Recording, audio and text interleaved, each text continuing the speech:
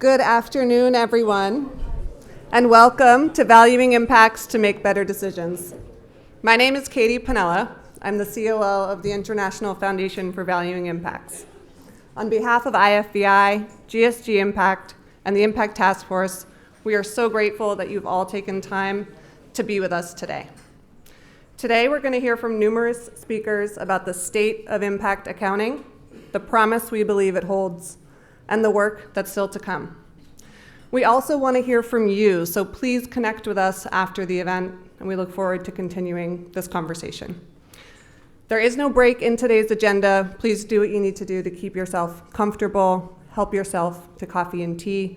There are still some seats for those of you coming in. And now it's my honor to introduce our first two speakers, Sir Ronald Cohen, Chair of the IFVI Board of Directors, founder of GSG Impact, and George Serafeim, the Charles M. Williams Professor of Business Administration at Harvard Business School, former faculty lead of the Impact Weighted Accounts Project, and chair of the IFVI Valuation Technical and Practitioner Committee. Ronnie and George.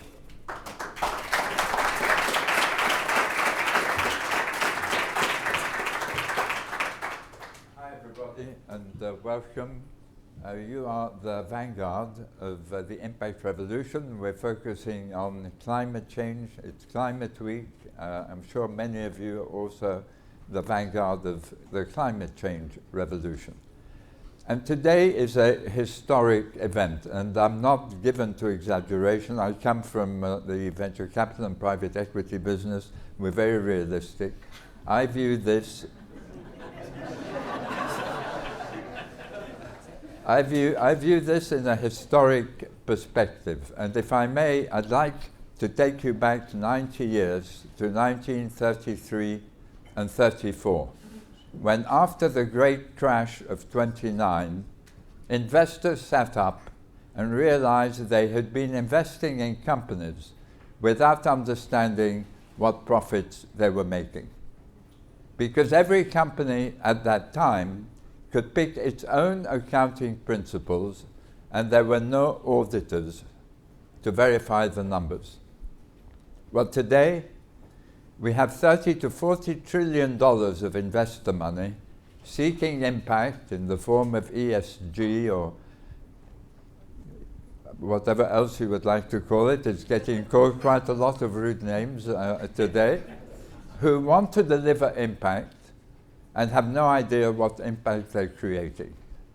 And today, we show you the result of 5 years' work, as Katie was saying, at the Impact Weighted Accounts Initiative at Harvard Business School, which George and I established 5 years ago, and the IFVI. George and I knew each other a bit at Harvard Business School, but coming out of a Dean's Board Advisors meeting, where we'd both participated, I collared George and I asked him, he's a professor of finance and accounting, you will hear him, a brilliant light in his field. I asked George, do you think we can bring impact into financial analysis and the valuation of companies? And he said to me, absolutely. And so I said, let's do it. He mentions it in his book, so it is right.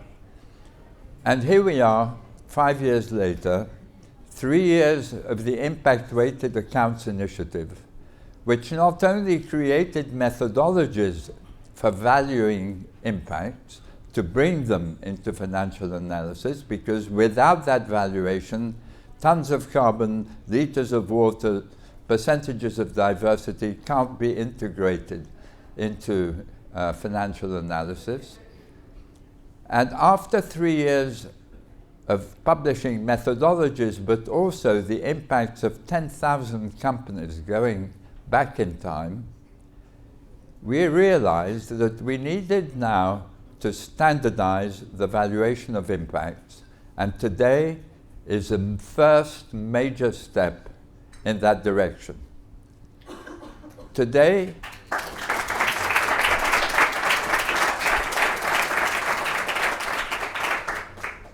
today you are going to see our team present how we have arrived at the valuation of impacts, taking into account differences across 268 different locations across the world. And in the same way that in 1933 and 34, when investors realized that they needed gap accounting and auditors, we believe that today we'll begin to persuade that we need impact accounting and auditors of impact. Now, the world is being driven to change as a result of climate challenges and social challenges that are endangering the cohesion of our societies and our countries. There are three major forces driving the change. The first one's obvious to us all. It's a change in values among young people initially who didn't want to buy the products of companies creating harm or to work for them.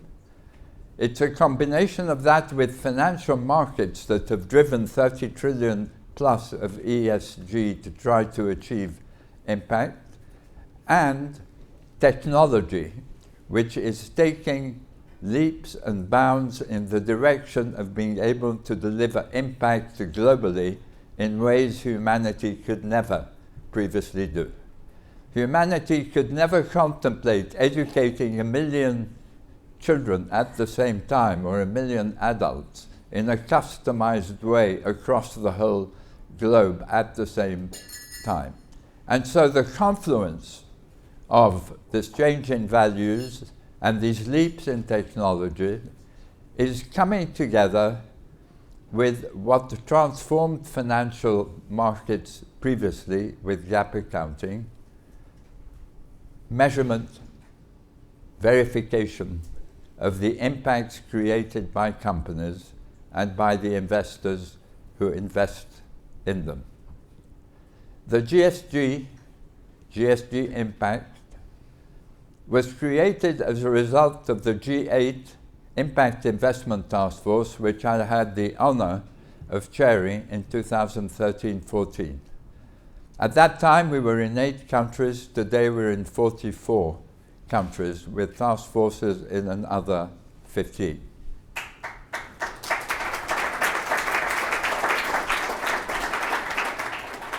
The GSG has brilliant children. One of them is the International Foundation for Valuing Impacts, and its predecessor, the Impact Weighted Accounts Initiative. I welcome Lynn Rothschild, who leads the Alliance for Inclusive Capitalism. Come and have a seat. That's what, there we go. Thank you.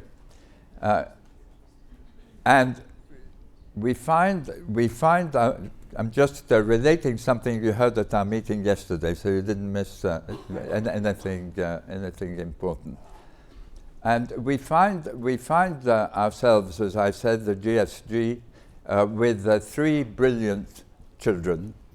The impact world needed, and which we took the opportunity to create. And Nick Hurd and many of the leaders of the GSG are here today, and you're going to hear from them.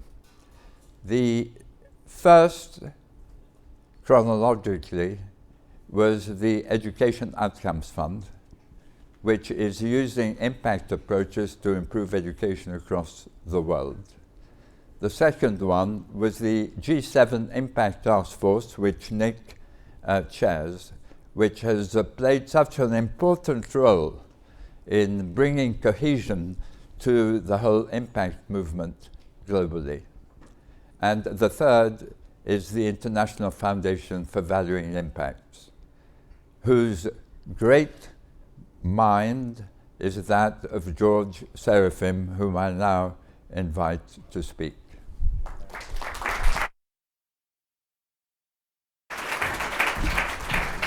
Well, it's great to be here. It's great to see everybody. As Ronnie said, this is the development of many years of work. What Ronnie didn't mention is that after he said, let's get it done, what I didn't expect is the fact that Ronnie would call me every day to ask how much progress we have made. So I advise everybody, if you want to have any help in terms of achieving your own personal goal, just tell Ronnie, he will keep you up to speed, okay? No, it has been really fantastic. Let me provide a little bit of context. When we started that work, I had several conversations with several very, very important colleagues and people working in this area. The first thing that many people said to me is that, George, if we do actually impact accounting and we value all this impact, aren't we making value judgments? Right? Are we inherently making value judgments? And my response always was that we already make value judgments. Actually, the fact that we don't represent those impacts, we make a judgment that these are valued at zero. Okay? And this is an important judgment that we make. So as a society, if we think that those impacts are important, we should actually value them. We should try to measure them and value them. The second issue was one of feasibility. Is that even feasible? Maybe it's just too difficult, right? You just cannot get this done. And my response always and my approach always was, well, certainly has been very challenging, and I see people here that have worked very hard of it. The first people that I recruited was Rob and Katie, and we have had very tough conversations, and then Dan has been working very hard, and David I see back there that used to be with us, and so many other people. But I always say that, well, if you're trying to do something hard, you better start. Because once you start, then you see that what looked impossible yesterday looks a little bit more feasible today. And that's how it has been the work that we have been doing. So for example, we started with environmental impact work. Of course, we're doing with employment impact work, with product impact work. But the environmental impact work, we started with a few dozen pathways, impact pathways, across 18 different geographic locations. And the open access data set now has 437 impact pathways across 268 locations. So you can see the level of development that we see. And then, of course, we asked, once we started developing the data, we asked, is that data even useful, right? Isn't that data even useful in terms of helping us understand risk and growth inside companies? And as a result, evaluation of companies. So we did a little bit of analysis back then. We did that for product impact, we did that for employment impact, and we did that for environmental impact.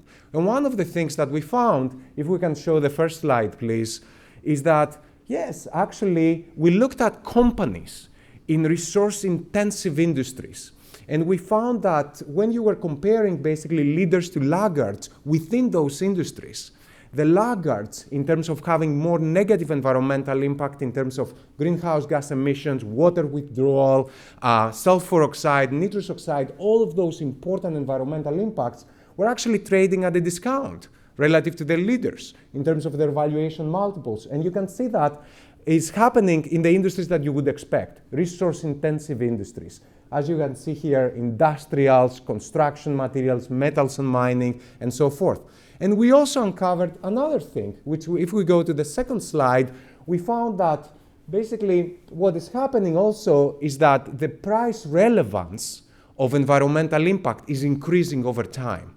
So those associations were actually stronger in more recent years than in past years, showing that there is an evolution, and again, that is happening within resource-intensive industries, as you can see here in terms of real estate, oil and gas, construction materials, beverages, and so forth. So for us, that was early indications that once you can actually construct data sets that have environmental impact data, and you can understand leaders and laggards within industries, and you can compare them to understand how their business models are evolving, you can actually gain insights about the risk and the growth. And I'm very, very excited about the work that the IFVI has done over the past 2 years to expand that initial work, to deepen that initial work, and create standard methodologies that allows for different data to be connected to each other. And I want to emphasize that connection of different data. We have a lot of data already. That is not the issue so far. The issue is how do we gain insights from that data that we have? And how can we connect different data items to gain insights? I always want to give that example of, for example, the water work that we did. When you actually observe cubic meters of water withdrawal, of cubic meters of water discharge, that means basically nothing. It just means nothing. Once you connect that data and then you connect them with a geolocation of where that water is being consumed, now you're starting to gain insights about scarcity risk, about implications for supply chains, and so forth. So it's all about the connection of this data, which is basically IFVI has been doing. And we're very, very excited about this work, making the data open access so everybody can do it. I just want to give a special shout out to the many members that have worked tirelessly within the VTPC, the Valuation Committee. I see Pavan there, I see many other people there, and it's just fantastic. I see Amanda there, and everybody has been just giving their time. So I want to thank everybody. As Ronnie said, this is a monumental moment, and at the end of the day, I want to say thank you to Ronnie, not only for calling me every day, but also for inspiring all of us to make progress. So thank you very much. Thank you.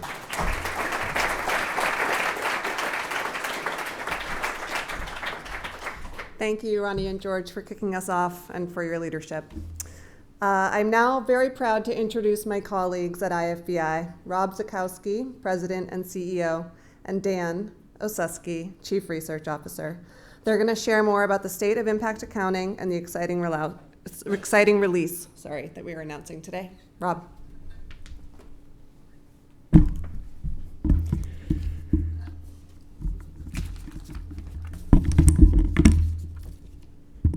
Wow, packed room.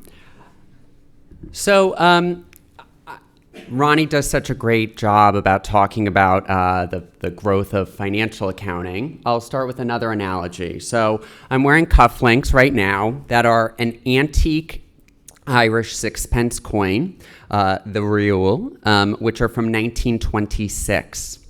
And at that time, in the aftermath of a terrible First World War, the concept of a unified Europe with 20 states under a common currency for over 25 years and a unified commission of 27 member countries must have seemed like a far-off dream.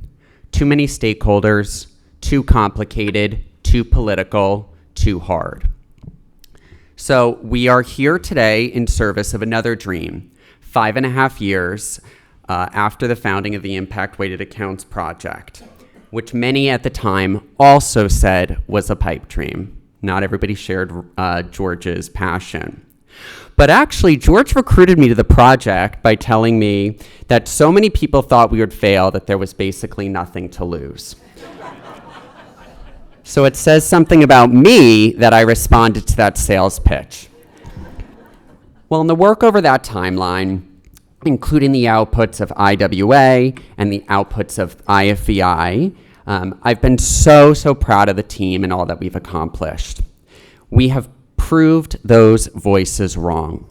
After today, you will see that we are closer than ever to a just and sustainable global economy based on the full contribution of business to people and the planet, built upon the practice of impact accounting, which validates decision-making based on risk, return, and impact.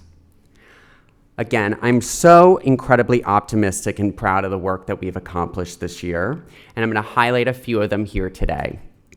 So at the start of this month, IFVI and GRI announced an MOU based on our aligned missions of improving integration of sustainability into decision-making and reporting.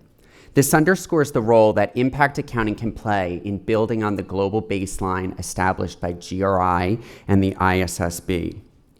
Earlier this month, we published 2 case studies on Eisai & Co., one featuring human capital impacts and the other on the impacts of free medications for neglected diseases. the impact of that report, to use the word impact, was so tremendous. And it really highlighted how impact accounting can really create decisions that are truly life-changing. Last week, ahead of Climate Week, IFVI, in partnership with the Value Balancing Alliance, released the final version of our greenhouse gas emissions topic methodology with a price of $236 per metric ton.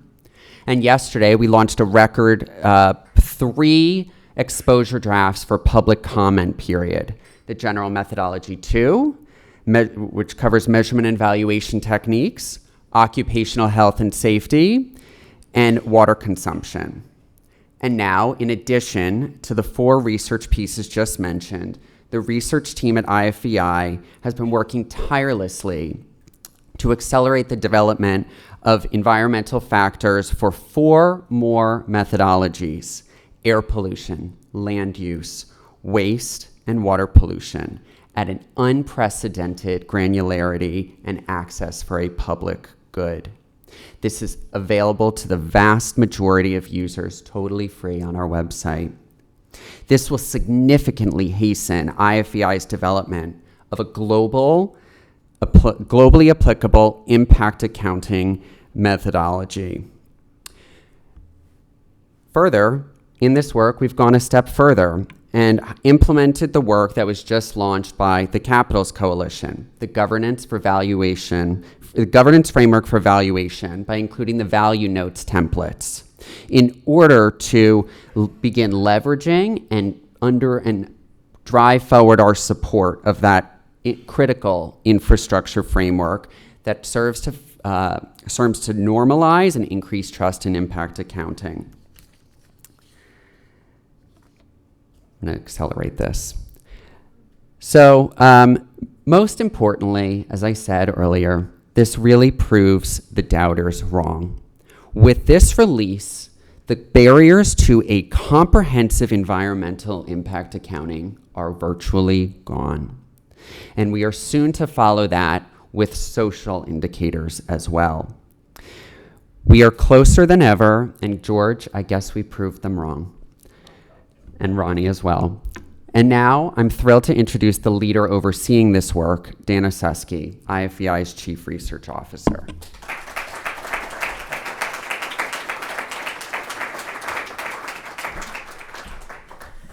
Thanks, Rob. I have the unenviable task of turning all of the inspirational, visionary ideas that's just been shared with you into something a little bit more concrete without making it too overwhelming. But I think there's a few themes that will cut across what they've shared and what I've shared that I kind of want to give you the summary of this conversation from the beginning. That is, these methodologies are ready to use. They are insightful and add value to decision making. We are asking for your feedback to continue to improve them, and they're going to be released both in the past and over the next few weeks and ongoing in the future. So we've heard a bit about the overall context that this work sits in, and I want to make that a little bit more concrete for everyone.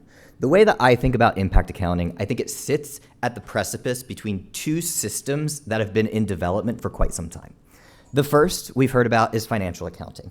We know that that's been a system that's embedded in our entire economies globally, around the world. It's been developed over hundreds of years. And I think everyone who's in this room can pretty readily acknowledge that it's incomplete because it's not actually capturing social and environmental impacts. On the other side is the state of sustainability disclosures, ESG ratings, and things like that. Over the last few decades, there's been significant acceleration in that space to drive more data and more transparency. But I think everyone in this room would similarly acknowledge where there's some potential limitations and where that work has actually taken us to. And that's because it frequently focuses on practices, policies, outputs of an organization without prioritizing actual outcomes and impacts.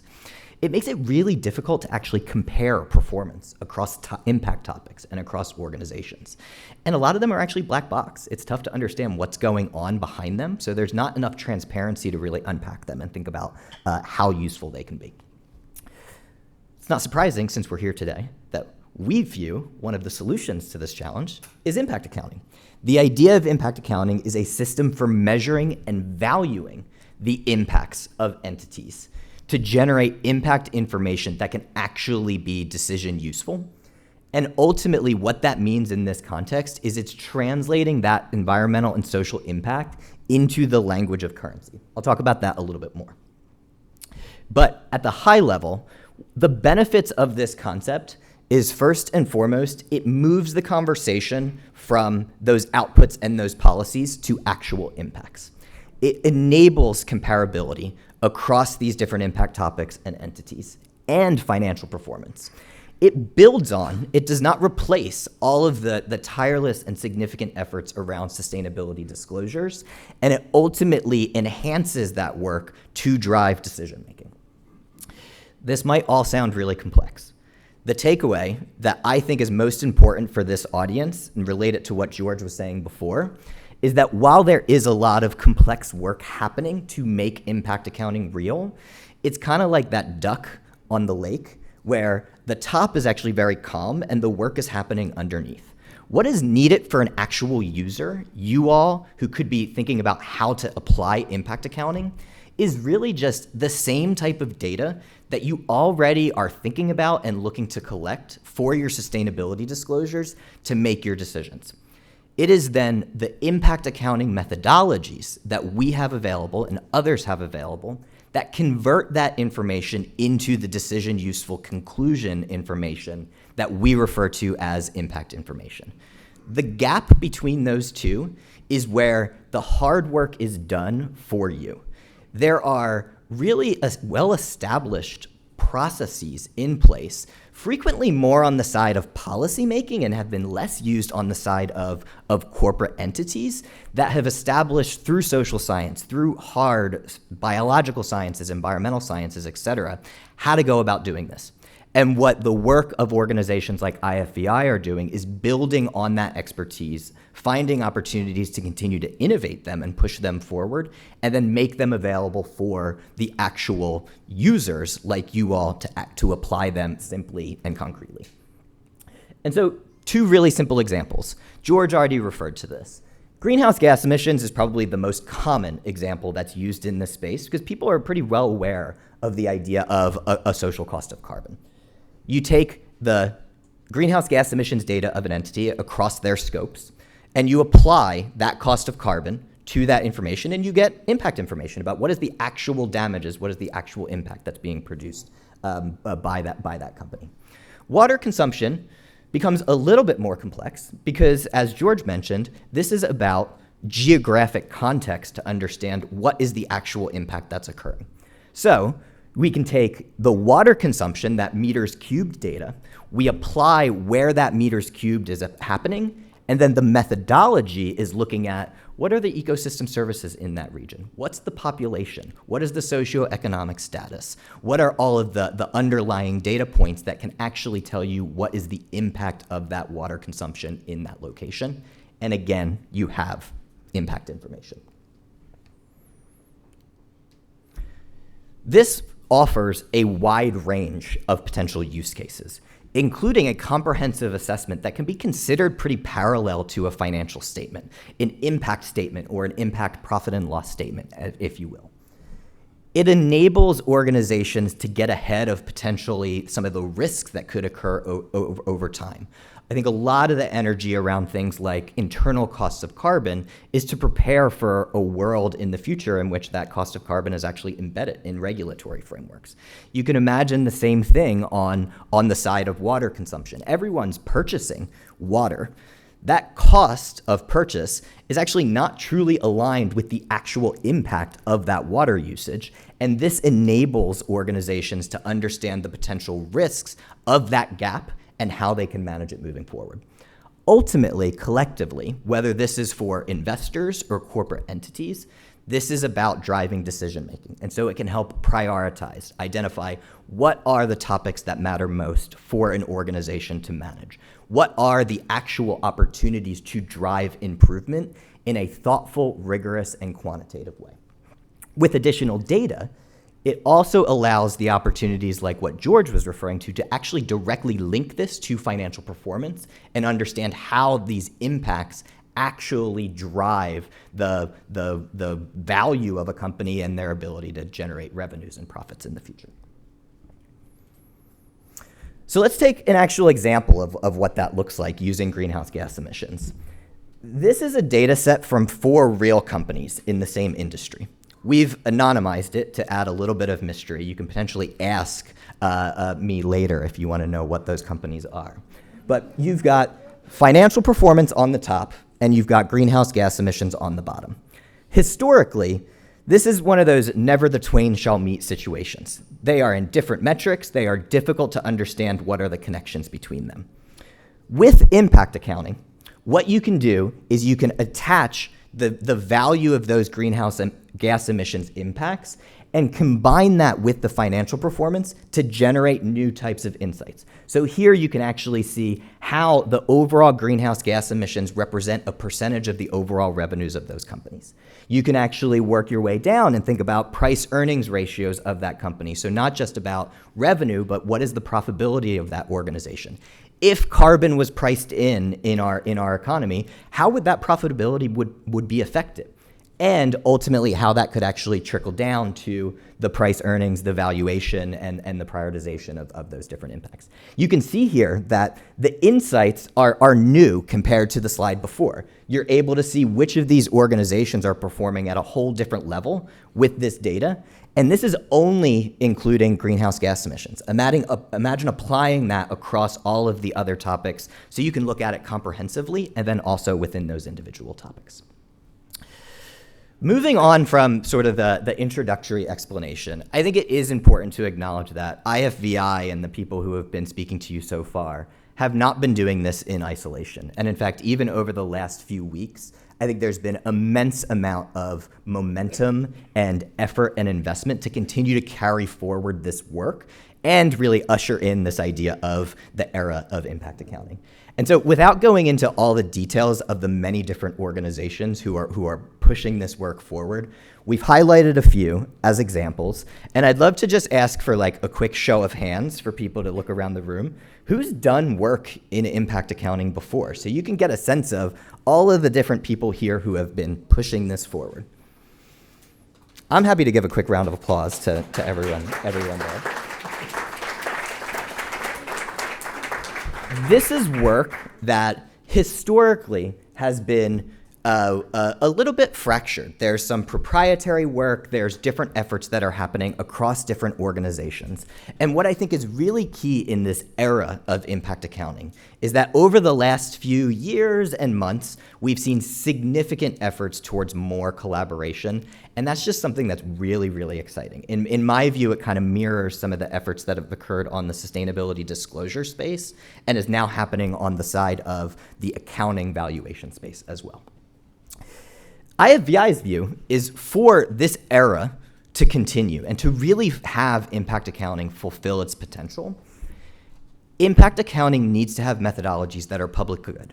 They need to be independent and credible, and that includes a wide set of inputs into what is available and what is informing what can be used by these different entities and organizations, and ultimately collaborative.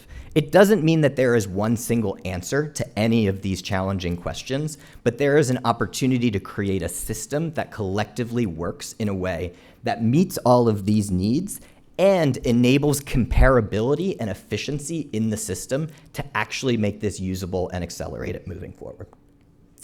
That is what IFVI aims to do with our methodology development processes. As George mentioned, we have an independent governance body that is called the VTPC. There are several members of the VTPC in this room that is bringing in all of the inputs of our due process and informing what are the methodologies content that can then be presented to the world.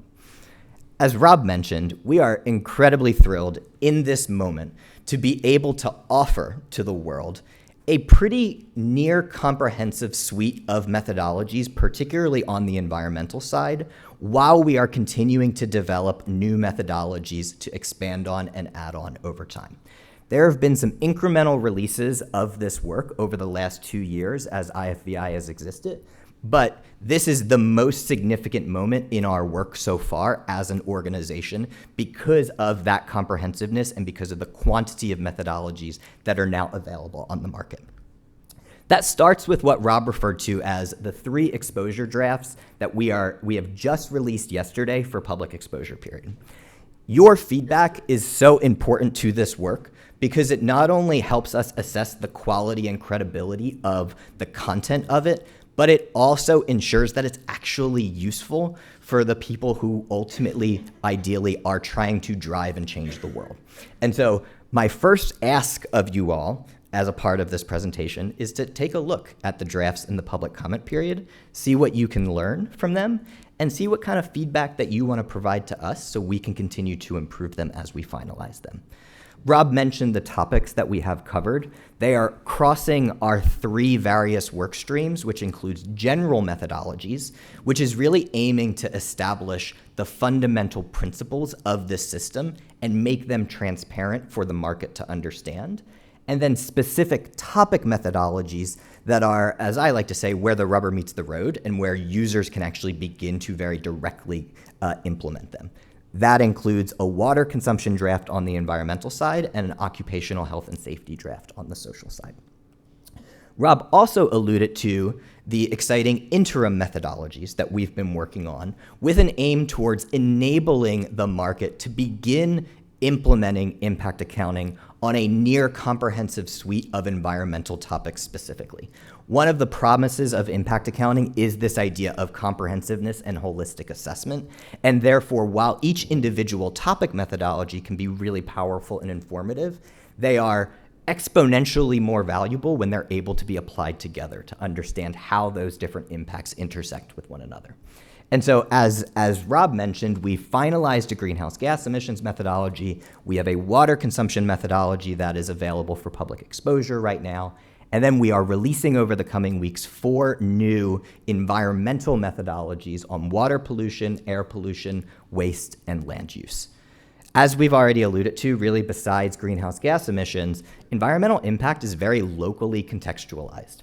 And so one of the powerful aspects of these methodologies is that they are incorporating the specific data points of geographic locations around the world and are covering a really substantive scope of individual specific pollutants. You might be looking at something like water pollution and air pollution and realize there's actually a number of air pollutants and a number of water pollutants. And there's over 130 specific pollutants that are able to be incorporated into these methodologies, which enables basically any user to be able to identify what are the most relevant impacts and geographies for their particular context and be able to apply these methodologies out of the box. So it's a near comprehensive, ready-to-use set of methodologies for almost every possible use case at this stage. These methodologies are intended to not just be talked about, but intended to be used.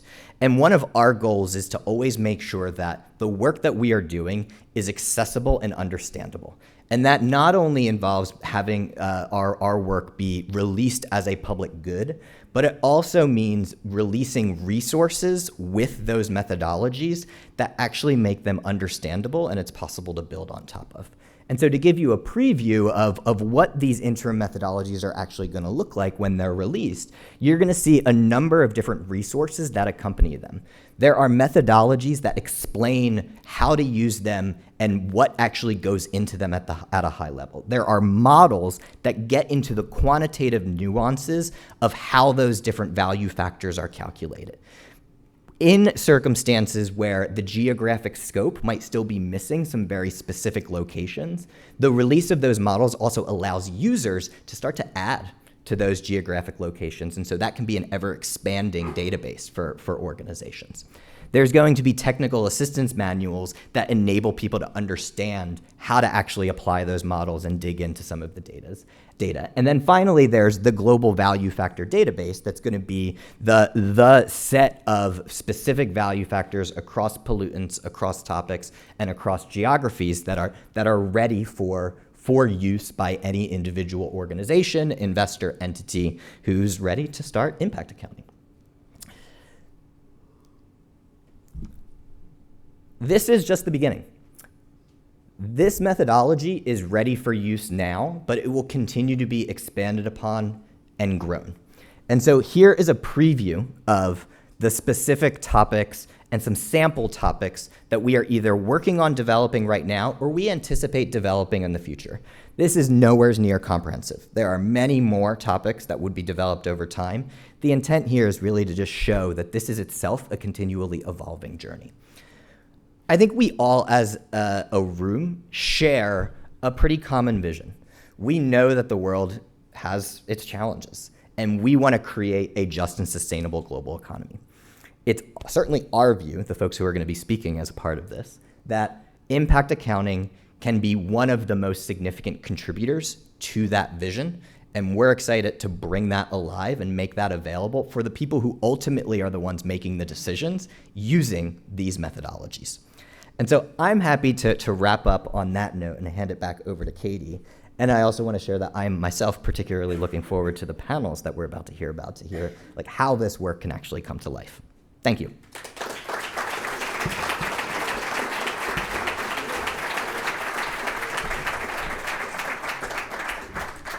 Thank you, Rob. Thank you, Dan. Before we continue, if anyone is next to an empty seat, can you just raise your hand? We have some people who, look at that. Okay, so we have some people standing. If you do want to come sit, there are open seats, so please do take a seat. I'm now pleased to introduce our first panel. It will be Views from Leadership, the Importance of Impact Accounting in Decision-Making, Risk Management, and Compliance. The panel will be moderated by Tracy Palangin, CEO and co-founder of Social Finance, former member of the IWA Board of Advisors, and a current member of the IFVI Board of Directors. She'll be joined by her panelists, David Blood, founding partner of Generation Investment Management, Nidhi Chadha, Chief Impact Officer at RGS and founder and CEO of Enzo Advisors, Elizabeth Rubin, Global Head of Sustainable Finance at Pure Storage, and Quen Tran, Head of Sustainable and Impact Investing Integration Strategy at Cambridge Associates. Tracy and panel, over to you.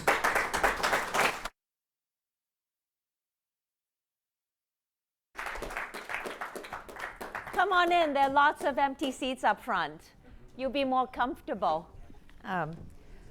Well, Dan, that was fabulous. It was concrete, it was rich, it was not overwhelming. I hope everyone got a chance to understand what a massive deal this is. This is truly a watershed moment, and I've had the privilege of being there at the beginning with Ronnie and with George.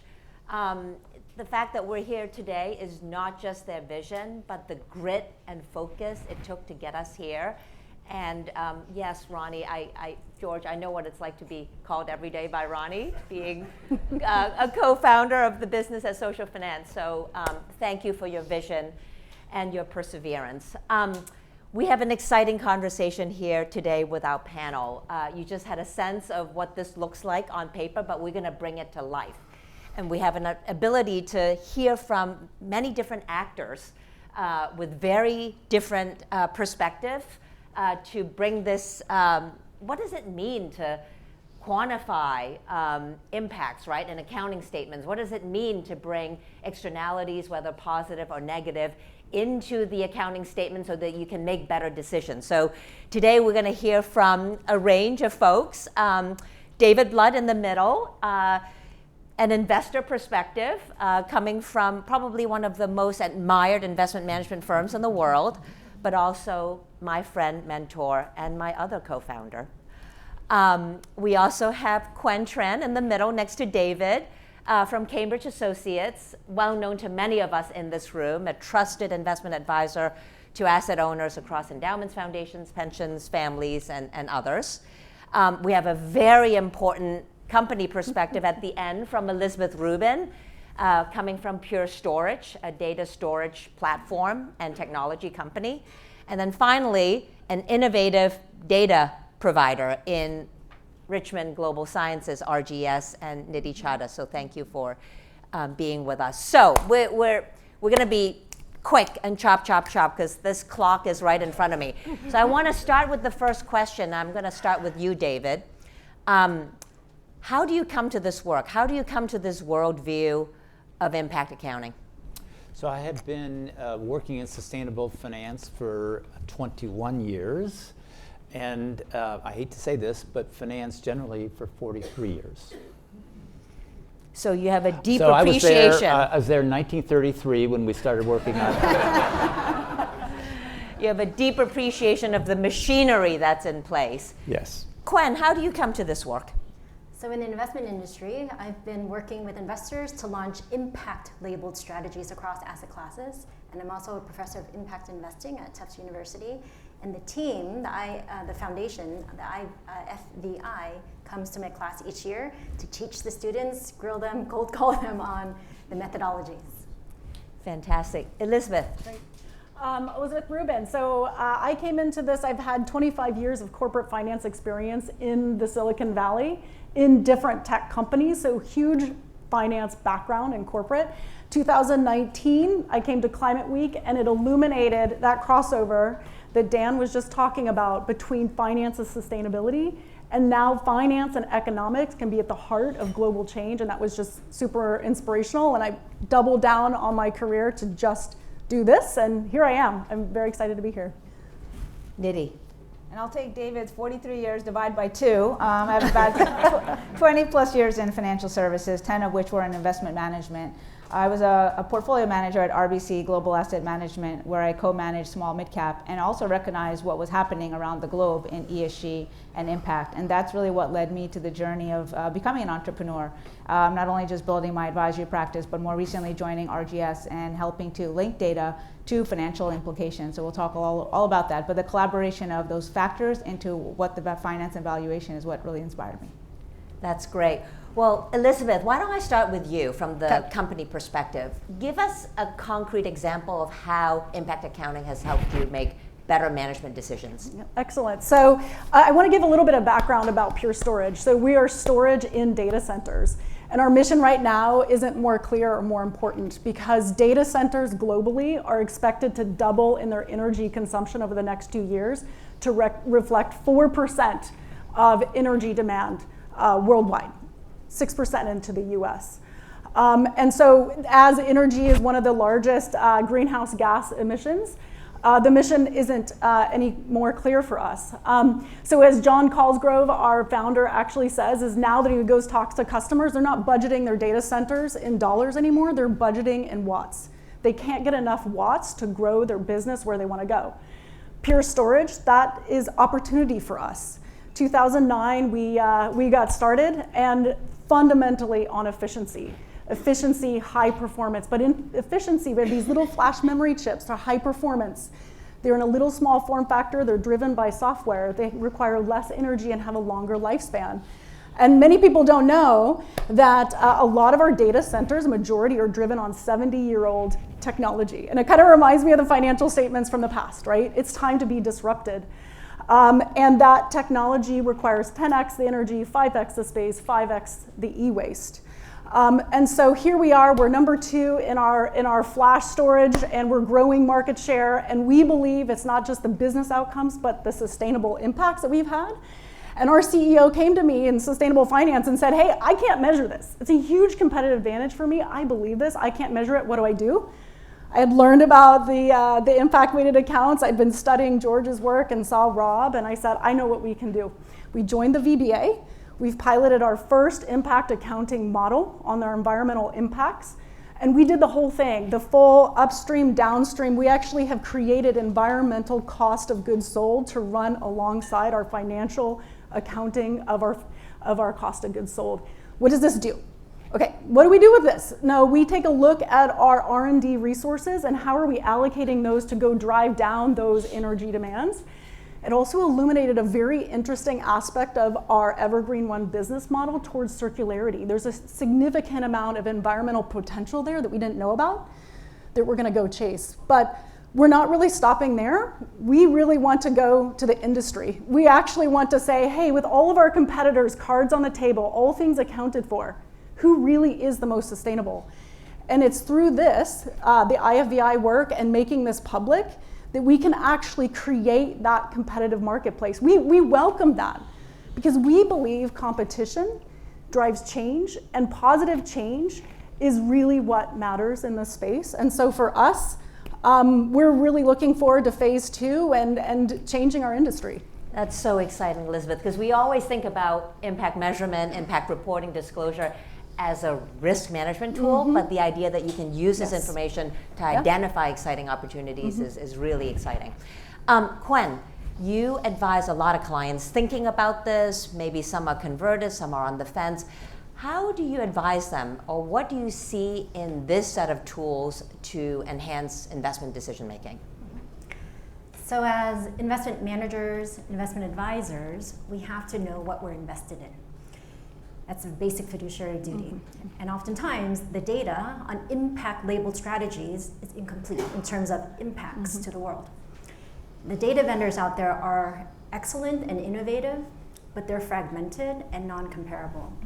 Right? And so oftentimes in the process of evaluating an investment or a fund, you analyze what we would typically remember as the 5 forces: threats to the business, power of suppliers, power of buyers, competitive rivalry.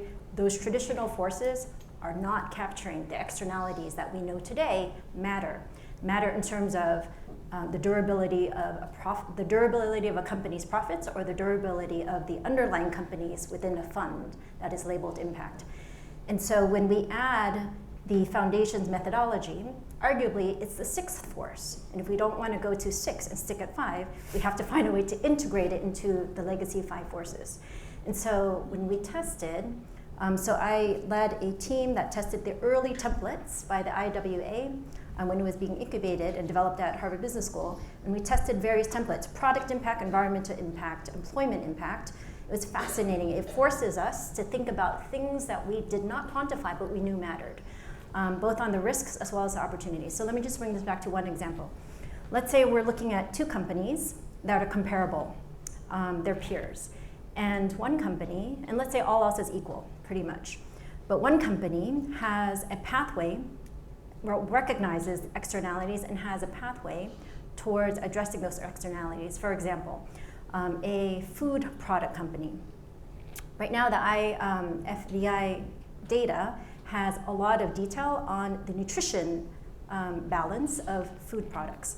And so let's say there's 2 food products companies, beverage and food, and one recognizes that demand for its healthier choices is actually in favor because of the negative externalities from the unhealthier products being sold, the highly processed food, the sugar water, et cetera. And so this company, Company B, is reallocating its capital towards the business mix, the product mixes that are healthier. It potentially avoids lawsuits, better brand reputation, avoids the loss in demand for the less healthy foods that can lead to cancer and other diseases. When we see that happening, similar to how we see a company having a credible pathway towards decarbonizing its operations or on a path to net zero, of course we would favor the one that has more durable and resilient business model. So the investment decision's much easier to make when you can quantify that. I love that. Nidhi, I know you have a presentation and feel free to pull it up anytime, but tell us how this sits with you as the data provider.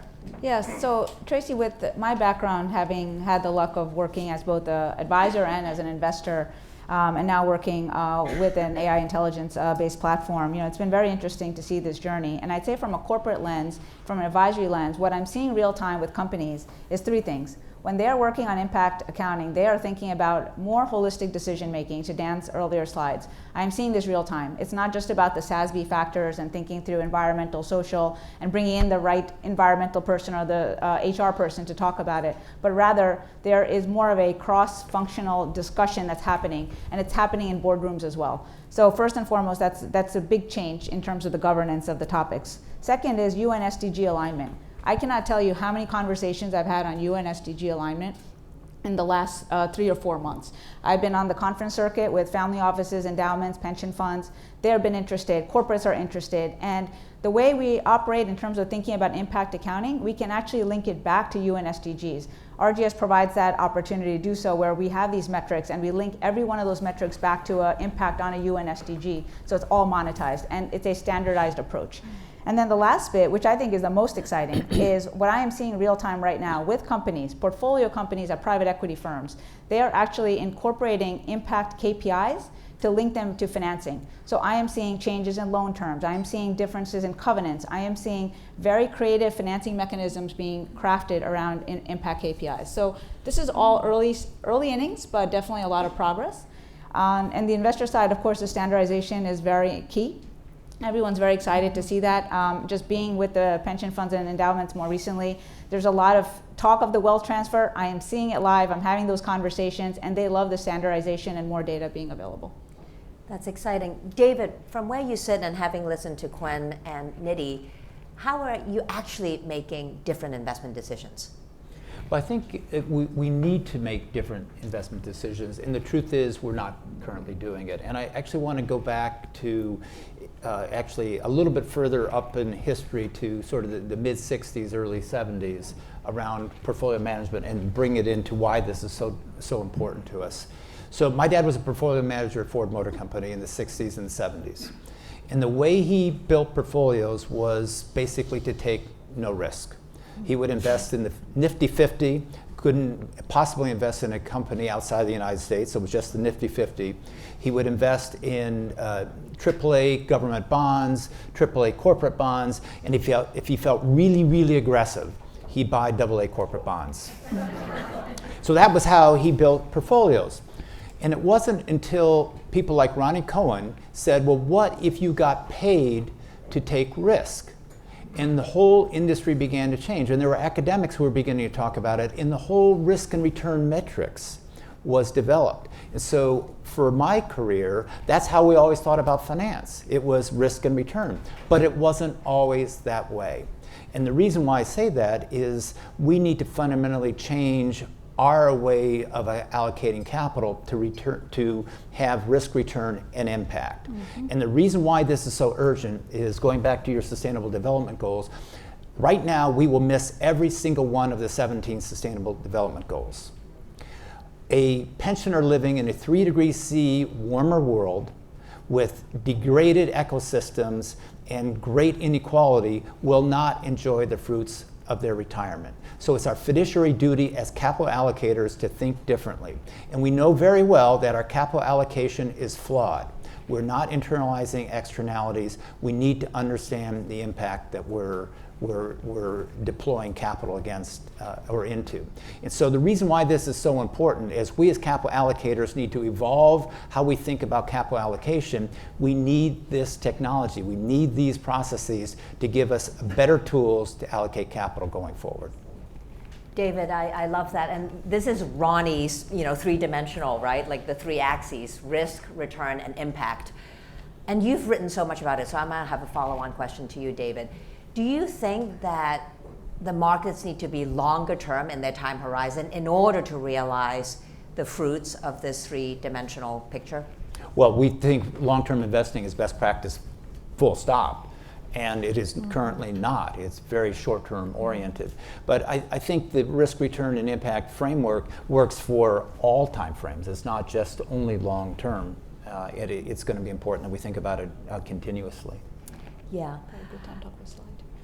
It's actually a really good time to share in the celebration today, as Sir Ronald Cohen talked about in the very beginning. We actually are having a very big day of celebration here at RGS because we have launched the first Global Impact Leaders list. And if we can actually also pull up the slide one, I'll talk a little bit about this list.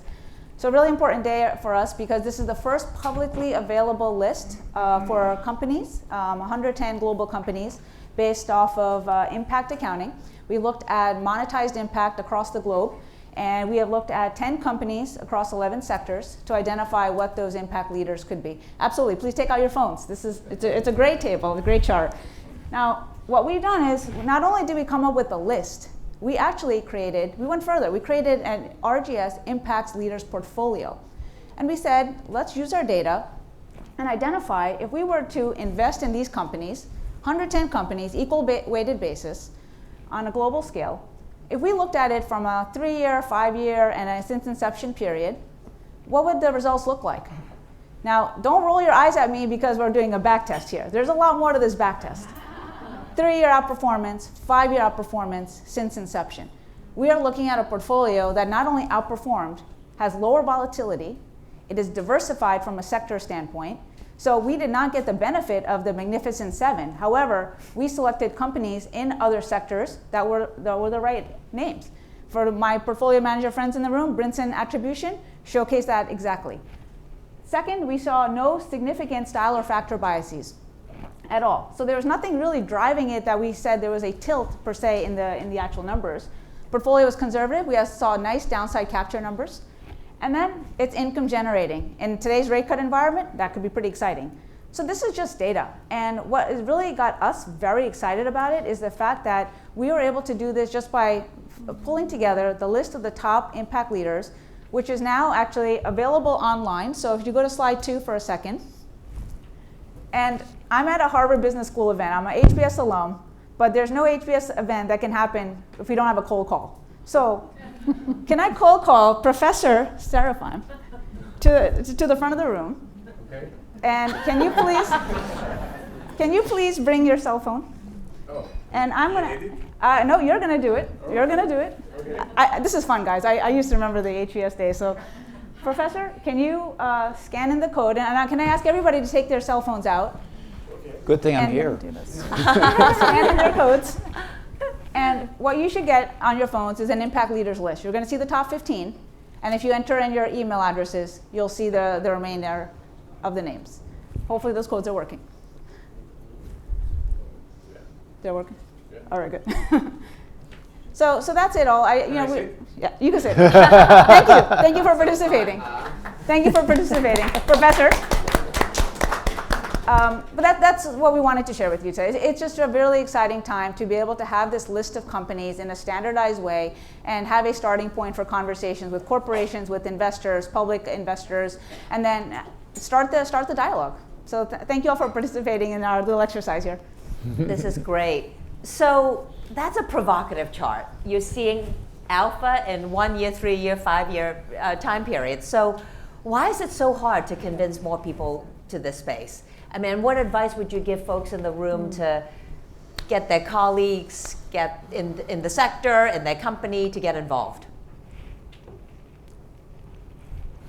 Gwen? So looking at that back testing, now if the methodology is based on a repeatable, transparent, and auditable method, which I'm looking at Rob here and Dan, they're nodding, yes. The methodology is in fact transparent, repeatable, auditable, and scalable. Then it is more convincing. I'm going to look that up and see if I can invest in it. But that convinces clients, and they need enduring, relatively stable exposures, not a wild ride. And so if it's based on such methodology in determining what qualifies as impact, then that's compelling.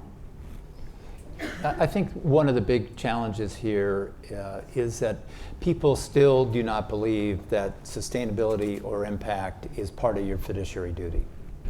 And we need to really address that. Now, it's clear that sustainability is very relevant, but not everybody understands the role of impact in portfolios. And so we actually did some work around the legal framework for impact. And what we found actually is that it is absolutely within your fiduciary duty to understand the impact of your capital allocation. But more importantly, in many instances, particularly as relates to climate change, it is your fiduciary duty to understand and incorporate impact into your capital allocation. Mm-hmm. Absolutely, especially with evidence like Exactly. this. Exactly. You would not be fulfilling your fiduciary Exactly. duty unless you consider these non-financial factors that will translate into financial Exactly. performance. And what I like to say, especially to the philanthropic asset owners, endowments, foundations, etc., you have already taken the tax deduction. It is a massive privilege. In fact, this money is dedicated toward achieving social and environmental impact.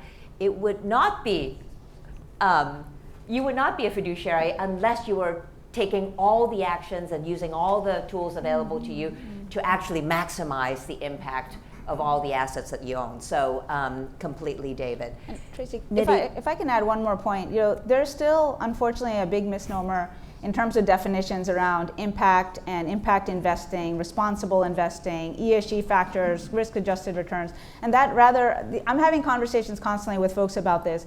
That confusion is still there, and the onus is really on all of us in this room to collaborate and to help educate. I think we're still at the point where education is something we're still in early innings of, talking to folks, particularly with the wealth transfer of what's going on. For example, I was in several panels where folks said, if you're investing with impact, you're not making financial returns. Well, you know what, we've seen many cases time and time again of that being the situation, private and public markets. And I'm hoping that we have meetings like this and more collaboration so we can educate folks, and especially when we see that link to the impact, from impact KPIs to financing terms, this is real. It's happening, and people will start to see and be able to look at that standardization and approach. Yeah. Elizabeth, I want to make sure that we hear enough from the company's perspective because it's such an important one. That's great. Yeah, thank you. So, so there's this emerging role of an ESG controller. It's actually grown, this role has grown 3 to 5x just even in the past year. And I'm part of an ESG controller consortium.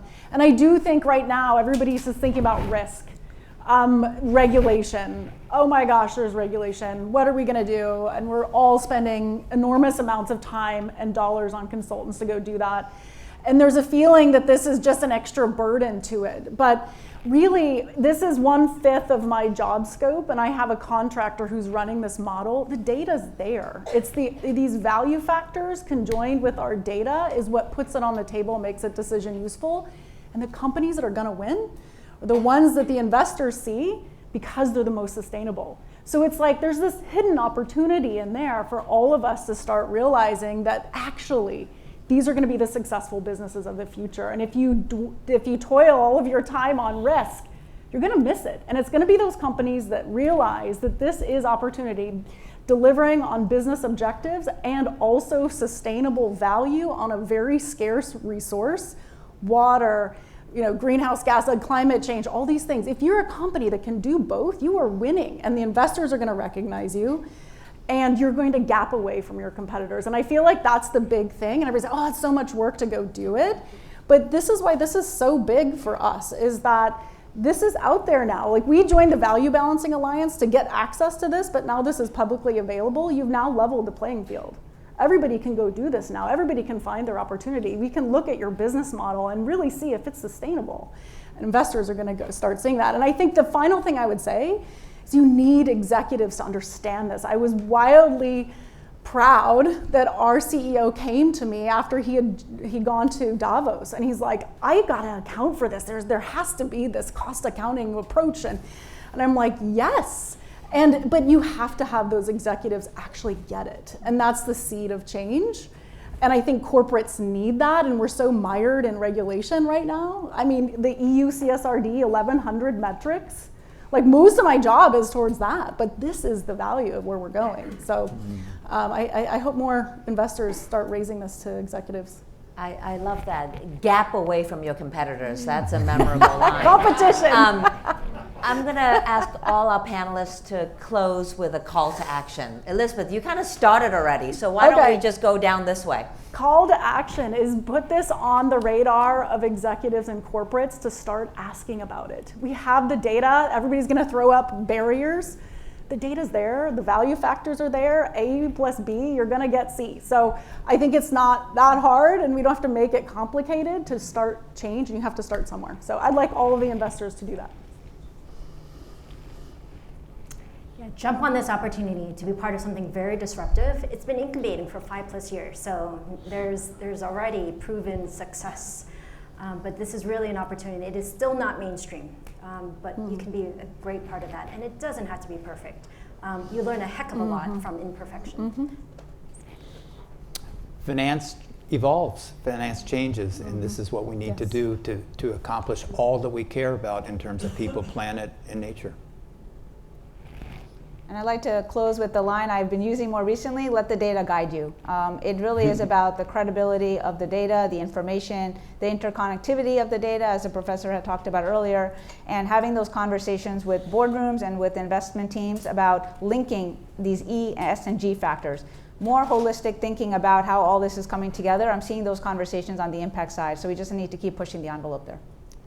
Well, I hope that you've enjoyed this panel as much as I. It's not just about making better decisions, but how important this movement is in ushering a new economic paradigm, or what Ronnie calls the impact economy. So please join me in thanking our wonderful panelists.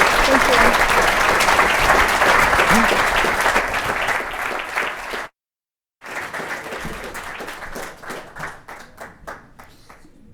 Big thank you, Tracy and panelists, for the lively discussion about what it's going to take to move us to risk, return, and impact. Now, while our next speaker unfortunately could not be here in person today, we're so grateful that he's pre-recorded a message for today's event. Gordon Brown is the former Prime Minister of the United Kingdom and a longtime supporter of GSG Impact and the Impact Task Forces under the UK presidency. Let's hear his message. I'm delighted to speak at the opening session of this great historic event, for I can only marvel at the remarkable achievement of pioneers who today are bringing together over 100,000 environmental value factors that will now measure the impact of companies on our planet, measuring air pollution, greenhouse emissions, land use, waste, water consumption, and water pollution, and so revolutionize how we account for sustainability. So first, I want to congratulate Sir Ronald Cohen and the International Foundation for Valuing Impacts, established in association with the Impact Task Force set up by the G7, who are during this UN Climate Week and in partnership with the Value Balancing Alliance, breaking new ground. In the words of my good friend Nobel Prize winner Mike Spence, you can't get anywhere on climate without an adequate measurement system. Companies will now be able to measure risk, return, and results, that is social and environmental impacts. And so we're in a position to make huge progress on measuring climate change. You know, just as after the great crash of 1929, we had to regularize company reporting by standardizing company accounts, so too in 2024 with social impact accounting, we're now standardizing the way we measure environmental impact. We can compare now the impact of individual companies to show where investment will yield greater sustainability or less.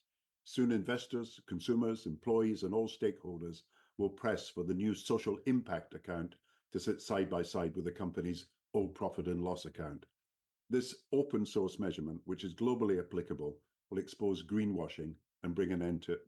For the first time, investors who want to, and we want to, channel trillions into ESG investments will be able to rely on robust data to measure and compare in monetary terms the impacts created by their actual and potential investment. To all those from Sir Ronald Cohen outwards involved from this transformation of the way we do things, congratulations. Let us now make this way to count, really count, to create a greener, fairer, more sustainable world.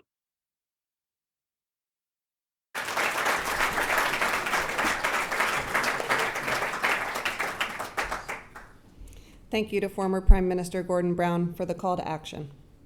I'm now happy to introduce our next panel, Achieving Global Adoption of Impact Accounting, which will be moderated by Sebastián Huelesieco, Chief Policy Officer at GSG Impact. He'll be joined by panelists Ibukun Awashika, former chair of the First Bank of Nigeria, vice chair of GSG Impact and a member of the Impact Task Force, Allison Heron-Lee, senior research fellow at NYU Law and former commissioner to the U.S. Securities and Exchange Commission, Ken Shibusawa, CEO of Shibusawa & Company, and Vincent Siegerink, economist at the Wise Center of the OECD. Over to you.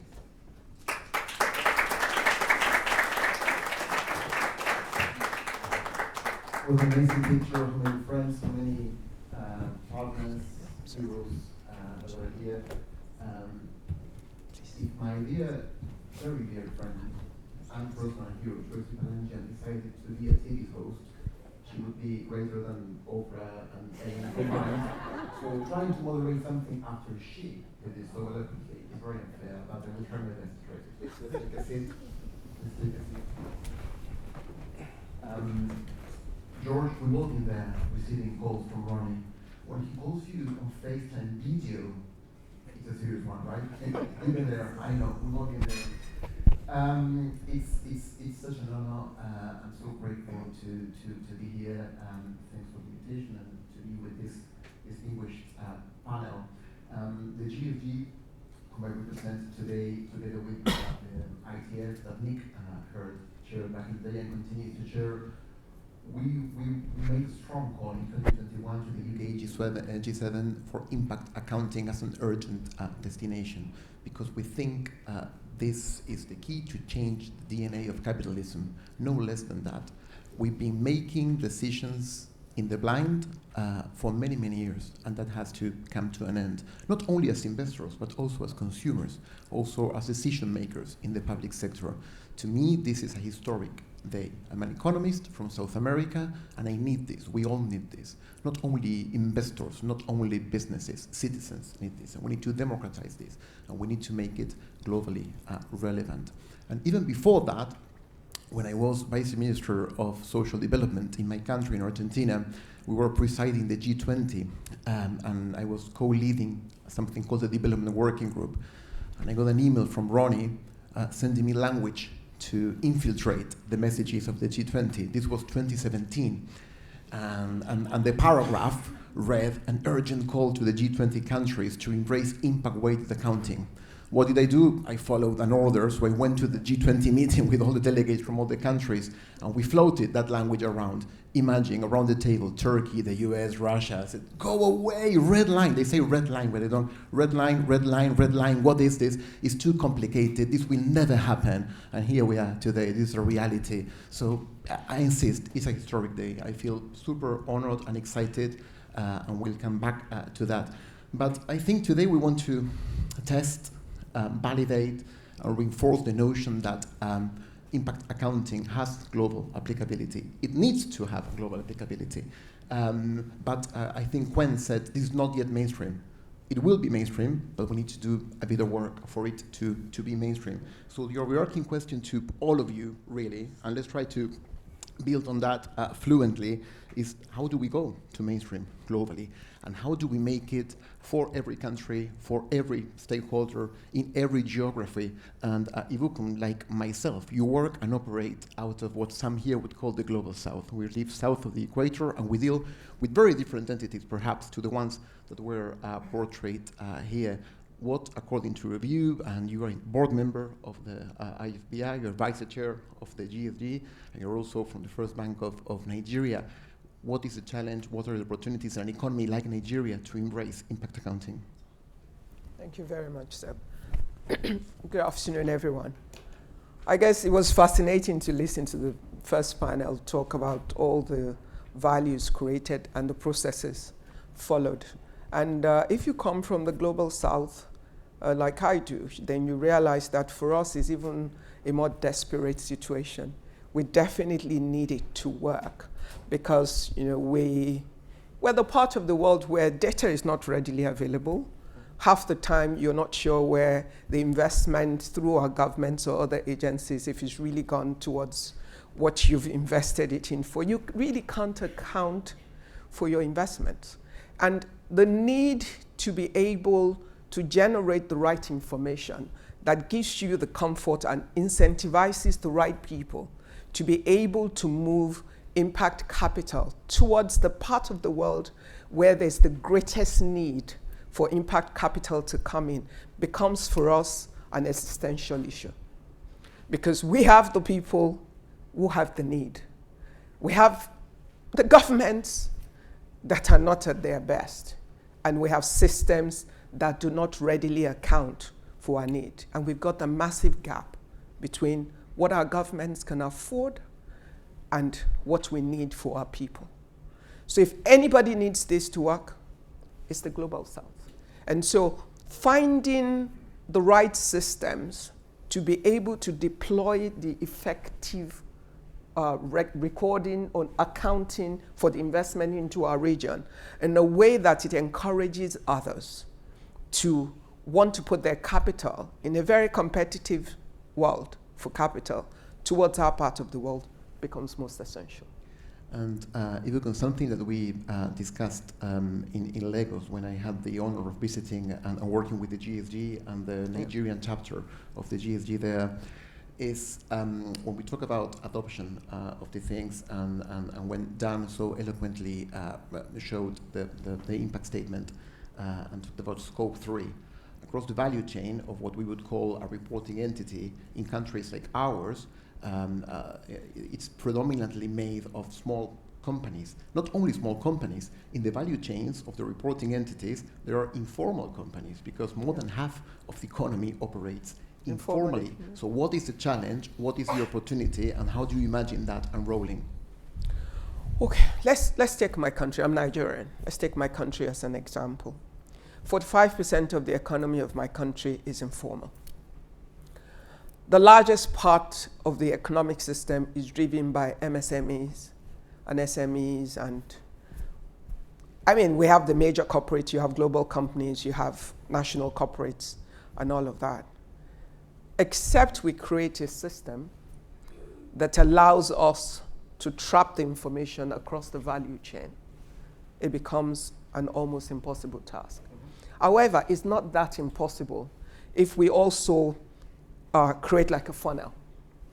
You walk through let's take my days as the chairman of First Bank and think about the impact of a systemically important institution like the bank. And we think about the kinds of organizations that have to deal with the institution and the many that are tied to their financial system as well. There is a need to invest in knowledge development because that's key. There's a lack of understanding of what we're even talking about at different levels. There's a need to build the adequate manpower that will support the system. And there's a need to have what you call champions, major corporates or medium, small size companies at different level that will represent the examples that are then used to encourage others. And there has to be some sort of reward system that is built into the model.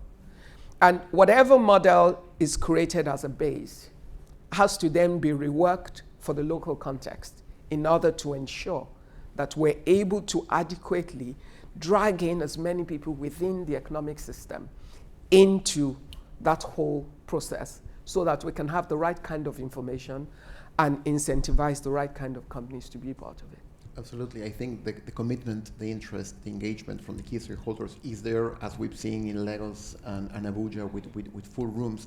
And not only that, I would add that also raising voices from those jurisdictions in the design of the methodologies is very important. And the team here at IFVI through the VTPC and the board, which is so diverse, I can give testament that they pay so much attention to that. So thank you for the opportunity. I think we need to keep working for those voices to be more reflected behind the coefficients. So thank you, Ivocum. Alison, let's go to you. And I will ask this question as a foreigner, with respect and trying not to put you in a different place, but we all want to hear from you.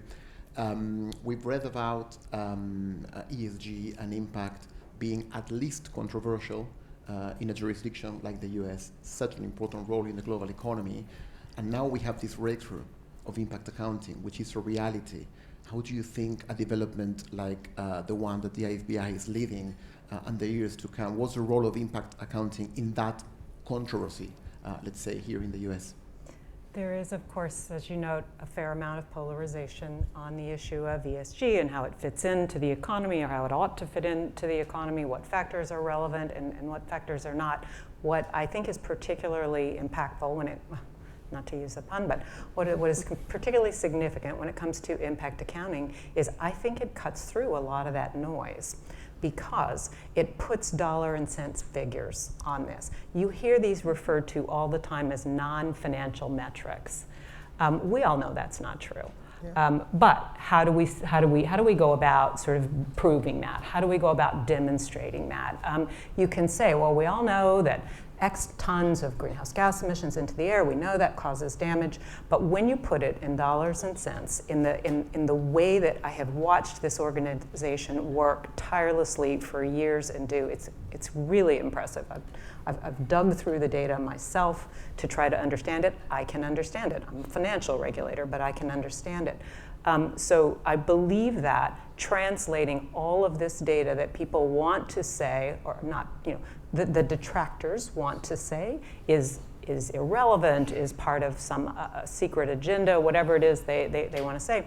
When you can say, let me tell you what the actual financial impact is, and you can use that data to achieve the kinds of comparisons that we've been hearing about, that goes a long way, I think, to answering that argument. And I do think also, to Ibekhan's point, by definition, if we do achieve some accurate impact accounting, which we're well on the way to doing, it is a historic moment today, and I've been very excited telling everyone I know you should come to hear about this. But if we do that, one thinks that it's set up in order to ensure that folks who are investing and want to make an impact will make that impact where it matters most, in places like Nigeria and others. So not only is it sensible, is it comparable, is it data-driven, but it also is by definition set up to achieve what we need to achieve globally and not just locally. So important, right? I mean, I think very years ago, like Ronnie was saying, what does it mean? It means a lot. Tons of carbon, jobs created, gender pay gap, or liters of water. But the moment you can condense all of that into a monetary figure that we can all relate to, that becomes something very powerful. I like what you say, that it can cut across all of that noise. And you being part of the IFVI family, you know how the science is being developed. I want to emphasize how open and transparent and inclusive. There are no secrets. Anyone like you, anyone who wants to go through the coefficients, the metrics, can do so. And Dan was emphasizing how important that this is, by definition, from birth, a public good, conceived as a public good. Do you think that feature will be important also to cut through the noise? 1,000% yes. When you think about one of the biggest criticisms, you always hear these stories where they'll say, all right, here's this company that is in this ESG index, but look at its performance on X, Y, and Z. It's in there for this reason, but for all of these other reasons, it's a terrible actor, and so it's used to sort of attack the entire construct of trying to invest in a socially conscious way. But if impact accounting levels all of that out, right? So that if you are looking at the performance of a firm, you're not just looking at their greenhouse gas emissions. You're looking at adequate wages. You're looking at all of the things that matter from a sustainability standpoint. You're looking at the social, the environmental, and then you're understanding there's three pillars. You think social, environmental, and economic. Those are the three kind of pillars of sustainability. And what impact accounting does is level that playing field and give you a number that takes into account all of it, instead of just raising the profile of one, burying it somewhere in an index where people can later pull that out and say, actually, this is very unsustainable and here's why. So it just brings rationality to that analysis. No black boxes as a way to demystify and cut through the noise. That's very, very powerful. Ken, let's go to you. You're not only an industry leader in Japan, you're also part of the IFVI family, and we are very excited to have you also as the chair of the Japanese chapter of the GSG. So thank you for all your contributions. Now, in Japan, there have been early adopters of impact accounting as per the IFVI methodology. I understand with great success. We read about those case studies. What would you say, like Ibukun, from a very different jurisdiction, in a very different part of the world, how this will be received, how this is being received in Japan and the wider Asian region?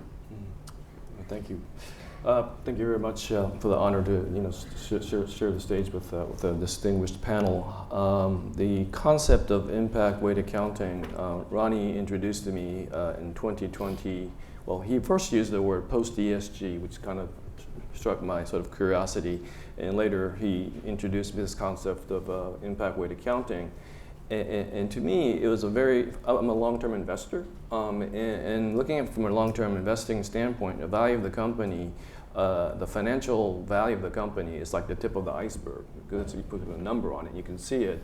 But for most of the value, it's below the surface. You can't see it, but for future value creation, that's where the value is. And so when this concept of impact-weighted accounting just kind of fell on my lap, I thought, wow, this is a really interesting way, to look at that sort of the unforeseen value of the company. I introduced this to a friend of mine, a long-term investing company called Eizai, and his name is Mr. Yanagi. He had his own valuation model, but he got really excited about this. And he's a very vibrant kind of a personality, and so he was kind of spreading the word all over the place. And once you know it, it's like everybody, like that, large companies got very, very interested in this concept of impact-weighted accounting. The reason I believe it resonated so much with Japanese large companies and financial institutions is the fact twofold. One is that Japanese corporations in the last several decades have been pressured for poor financial performances. But every time this is, but we care for our employees, we care for our customers, and so they could never put a number on it. But this is it's still experimental, I guess, in a sense. But it's a way to put a number and say, hey, we know that value is not just a two-dimensional thing that you put on a piece of paper, but it's multi-dimensional. And so I think that raised the curiosity for many Japanese companies. A second reason, if I might add, is the name Eiichi Shibusawa probably means nothing to most of you here. But for Japanese audiences, it does, because it's the face of the new 10,000 yen bill. And it's my grandfather's grandfather, and is known as the father of Japanese capitalism. And the reason why he's on the 10,000 bill is not because he's established 500 companies, 600 social enterprises, but I believe because he had this vision for the new, well, Ronnie talked about 1933. This is back in 1873, so way back. But he had this vision that that businesses should be integrated with morality. And what is morality? It's not just about doing good, not doing bad, following the compliance manual. But I think it's basically there's a lot of issues globally in your community, and it's solving those issues. And what is that in present day language? It's impact. And so this impact and this also this financial profits has always been sort of ingrained, I think, from 150 years ago in Japan, in a sense. And so it's kind of re-emerged in a different context, but a very modern, but very real, I think, for many Japanese corporations, which for many of them, 150 years ago, they were a startup. Exactly. And they existed to solve social, gaps in the society. And that ancient relative, it's the grandfather. Great-great-grandfather's grandfather. Who was the father of Japanese capitalism, would be very proud of the great-great-great-grandson that's now working. Working to hack capitalism for the better and change the DNA of that mere idea. So. Thank you, Ken, and we look forward to continue working with you and the community in Japan. Now, Vincent, we were in a very, we share many spaces, and we're in a very interesting meeting today in the impact management platform. Both Rob and Dan made great work in clarifying that this does not come to clash with any of the disclosure standards out there, but to complement that, to add a very valuable extra layer of information. There is a bit of concern in our camp, and more widely, that there are too many frameworks. How do we harmonize? How do we make them interoperable? I sometimes very irresponsibly, I paraphrase IFVI very irresponsibly. So if I paraphrase irresponsibly, guys, you tell me. But sometimes I would say this is a plug-in, an add-on, something that will enhance that information we are preparing. And as you know, in our community, there is concerns about this harmonization. OECD does a whole lot of work to ensure harmonization as a trusted convener of this discussion. How do you think impact accounting will help us, hopefully, in that harmonization and interoperability path? Thanks, Seb. So I sit at the part of the OECD that is the home of what we call the Beyond GDP movement that arose after the global financial crisis in 2008, 2009. And this is really a sort of sister movement. And over the past 15 years, we've worked with governments, with national statistical offices in embedding a sort of multi-dimensional understanding of progress in policy-making processes. And it's actually interesting to think about the mainstreaming of impact accounting. IFVI is very aware of the sort of technology adoption S-curve and how you need to sort of get some early pioneers on board. identify some critical actors in order to sort of reach a moment of acceleration and momentum. We are seeing that now. Recently, we have seen countries really embedding a well-being perspective in concrete policy-making processes, including budgeting processes. We are seeing developments in the accounting space as well. So all that to say that, in terms of the idea of mainstreaming impact accounting, I think there's a lot to learn from that experience. A few years ago, I had the pleasure of meeting the finance minister of New Zealand. They're one of the first countries to sort of do this embedding of well-being in budgeting processes. And he did say, we are now at the first mile of a marathon, right? And I'm not saying this to be disparaging. The impact accounting movement has come such a long way, but we also need to be realistic, right? And to acknowledge that there's still ways to go. In terms of placing impact accounting in that system of impact management resources and approaches, so we convene this impact management platform that's a sort of convener of standard setters on different aspects of the process of managing impact. Managing impact involves due diligence. It involves reporting. I think we have GRI in the room, and impact accounting has a crucial place in that process and in that system. And I think what we want to do in the context of that platform is to make sure that those approaches and those resources talk to each other in an effective way, and for companies and investors to understand how they relate to each other, so that they see that this is a well-functioning sort of system of different approaches that need to happen in order to move us forward. And thinking a bit more ahead, having been in government in and out many times, I can say that the OECD is really heard. Many countries want to be part of the OECD, and those who are part of the OECD pay attention to the OECD and you follow. So in the coming years, we know that we'll count on you as a fellow revolutionary to help us spread the word in the OECD. In that journey, many of your members will tell you, this is too complex, it can't be done, we need to wait, this is for tomorrow, and you will find a lot of backlash. What will you tell them? So, I think part of the answer goes to the need for these pioneers, right? So for companies like New Zealand, like Scotland, like a number of different countries that have started to embed, in the case of well-being in policy processes, these types of approaches. When it comes to impact accounting, I think one thing that we shouldn't forget, and it's come up in conversation today, is the need to make that case for the materiality of impact and the case for why managing impact is necessary. And we like to think about that from sort of three different angles. So first, business has a responsibility to manage impact under the OECD M&E guidelines and the UN guiding principles.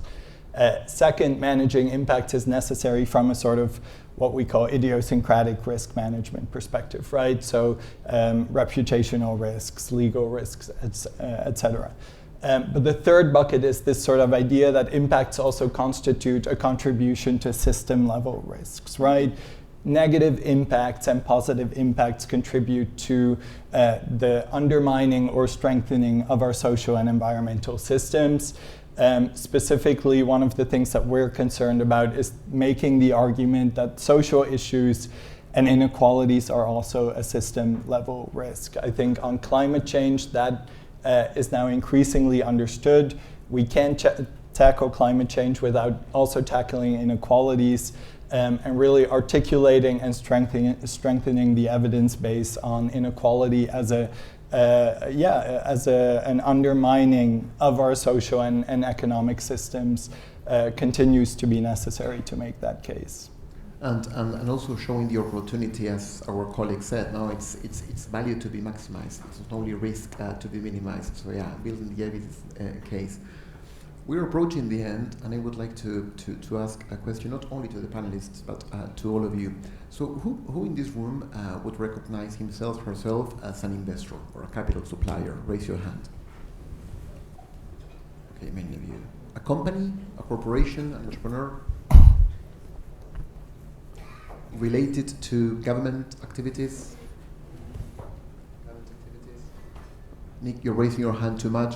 Everything is confusing, but I know it's true. It's true and confusing.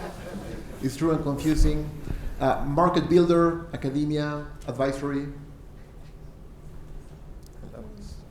Random citizen that walked through the Harvard club said, impact something, I'm in. Who lives and works in this country, in the US? Who made the long trip to come here? Well, no matter if you came from around the corner, if you came from Nigeria, from Argentina, from Tel Aviv, from wherever you came, and no matter which sector of the industry you represent, this is coming. This is relevant to all of us. So the question to all of you, is, this is today. It's Wednesday, 25th of 2024. We are on Wednesday, 25th of 2027, 3 years down the line. What does the world look like in 3 years' time? We are here. We come back to the Harvard Club to have this conversation. What happened? So I would say everyone. It will look silly. It will feel silly, but I think it's important. If you allow yourself to close your eyes for like 10 seconds and think, what is the world like in 3 years' time? And then we'll come to all of you.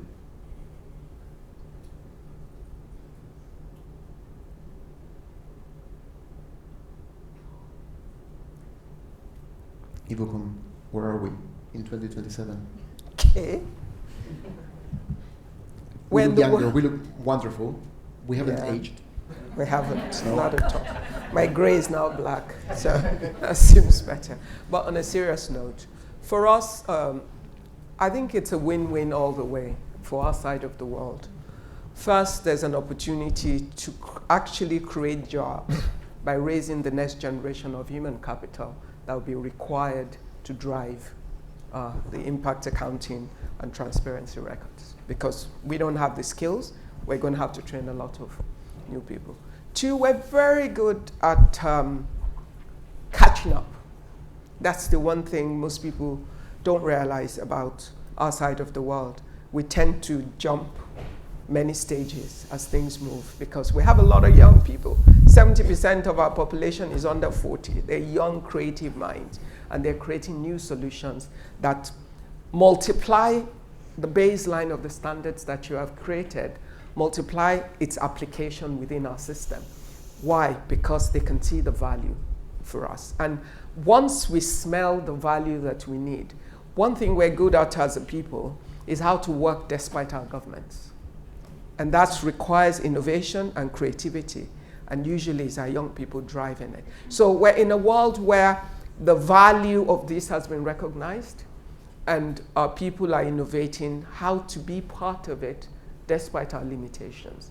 And our regulators are totally being recouped to be able to support. Remember all the sessions we had in Nigeria. So we always seem like we're starting late, but somehow we manage to catch up and move forward. So it's why we never lose hope. It's how we can be happy despite our many challenges. Yeah, to that. Vincent, maybe you work for the OECD? I have to follow that. Really what I was going to say is much more pragmatic, and that is Dan and his team, have put out a wonderful set of standards of resources on climate and environmental issues today. And I keep thinking about that people and planet link and the fact that the two are so related. And so I hope that in 3 years we'll have, a set of methodologies that's just as wonderful and strong on social issues, and that they really move the needle on the way that we think about inequalities and social issues. And many pioneers. Sorry? And many pioneers, users around also. the world. Ken? In 2027, I think we'll have the countdown to the SDGs, and people will be talking about what's post-SDGs. And so there'll be a lot of discussion about that. And I believe that should be about, solving, and there'll be In 3 years, there'll be conflict in the world. There'll be corruption. There'll be climate problems. And capitalism will be a bad word in 3 years' time. But the other C, I think it's very important, is I think the challenge that was talked about, the clarity on impact, and co-creation, and using capitalism, hopefully, for a better future rather than a bad one. Thank you. Alison, we have no idea who will govern this great nation in 3 years' time, but we are here, united, because life will continue.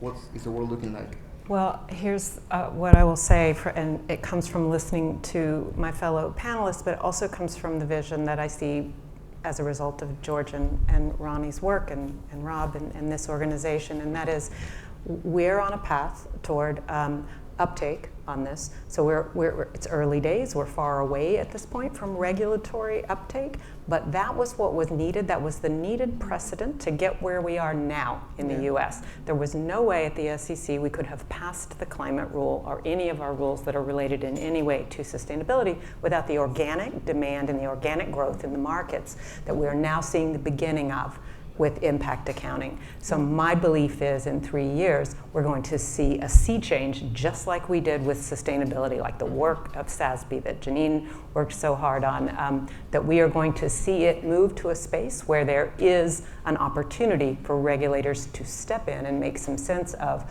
the organic growth of a movement. Excellent. It's 2017 and we are in Chicago. We were in Chicago, Tracy was there. Franz Siegel was there, maybe Fran is here, many of you were there, and Ronnie gave a speech, maybe he remembers, and he gave a speech, and in his speech he said that the Nobel Prize in economics was awaiting whoever cracked the marriage between risk and return and impact. In 3 years' time, who knows, maybe the Academy wakes up and awards something big to this fantastic team, and we have Nobel Prize winners in this fantastic team.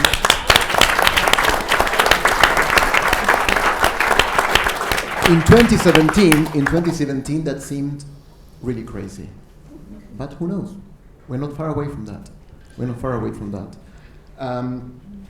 I see a world where we make consumption decisions, investment decisions, government decisions through a completely different lens, thanks to these methodologies, and you will agree it's a very exciting time to be alive.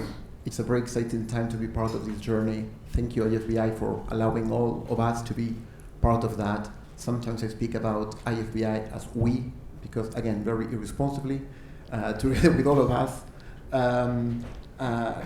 we have to do it. You have to keep going with the purpose-driven, with your hearts, with your pristine methodologies, technique, construction to work. So we all here wish you all the best, because if you get it right, we get it right, and the world changes for good. So congratulations, all of the team, Ronnie, George, Rob, Dan, Katie, Andrea, Bilan, Rebecca, for getting us together today. So thank you all, and thank you for allowing us to share this moment. Thank you to the panelists.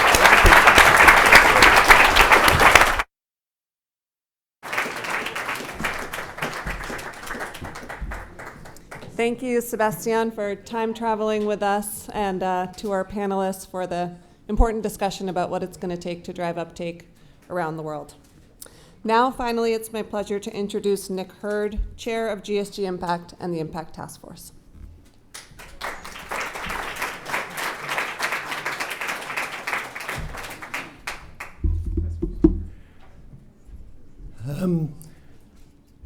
Said when asking you to identify yourselves, didn't have a category friend of Ronnie, but you can't all be friends of Ronnie. And it allows me to listen to this very carefully, an important point. Ronnie has shown extraordinary leadership in making this argument over many years, but it is now not just about Ronnie. Ronnie continues to pedal furiously down this road, but there is now a peloton that's growing. Different shades of lycra, but all heading in the same direction, and that matters enormously.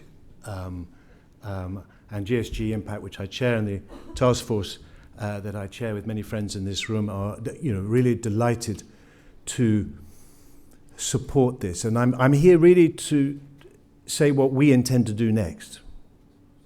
And in doing so, challenge you to think about what you're going to do next. But I was listening here also through my lens, which is that of having been a government minister for 9 years, including our climate minister in the UK, and